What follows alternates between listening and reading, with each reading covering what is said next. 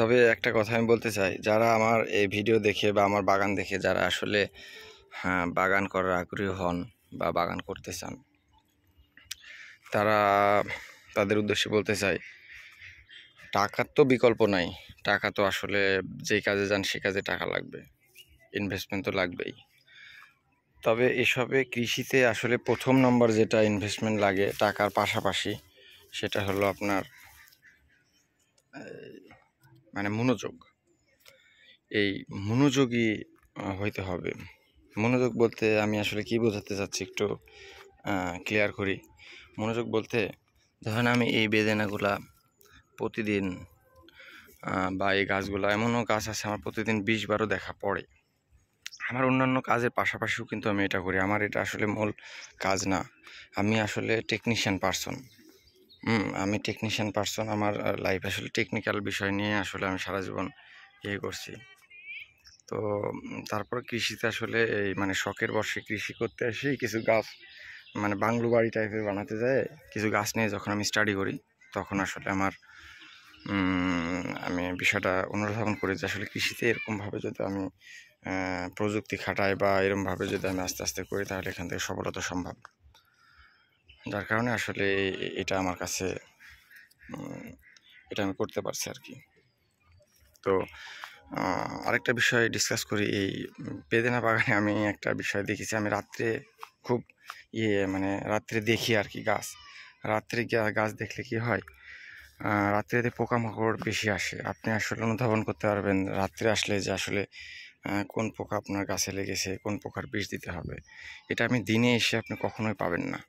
এই ট্রিকটা কিন্তু আমি সবসময় অ্যাপ্লাই করেছি। আমি সবসময় এগুলো এই বাগানটা রাত্রে দেখার বা রাত্রে মানে কী প্রয়োগ করব বা কোনটা অ্যাপ্লাই করব, এর জন্য আমি সবসময় এটা রাত্রে ভিজিট করার চেষ্টা করি।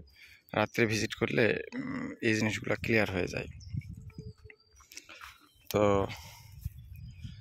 আর এমনিতে যারা আগ্রহী তারা এমনি 2-1টা চারা সংগ্রহ করে আপনি মানে এটা এমন একটা চারা, এমন একটা জাত, এই জাতটা আপনি রেজাল্ট পাইতে অনেক সময় লাগবে 5 মাস। মানে আমার কাছে রেডি কিছু চারা আছে, এই চারাগুলো যদি নিয়ে যান তাহলে 3 মাসের মধ্যে রেজাল্ট আসবে, যদি আপনি সঠিক পরিচর্যা করতে পারেন।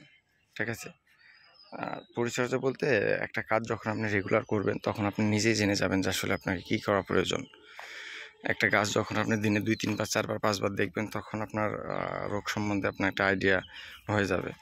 মানে আল্লাহ তো আসলে আশরাফুল মাখলুকাত এমনিতে আর করে নাই, অটোমেটিক নিজ নিজ ব্রেনে এইসব ধরা হবে যে আপনাকে কী করতে হবে।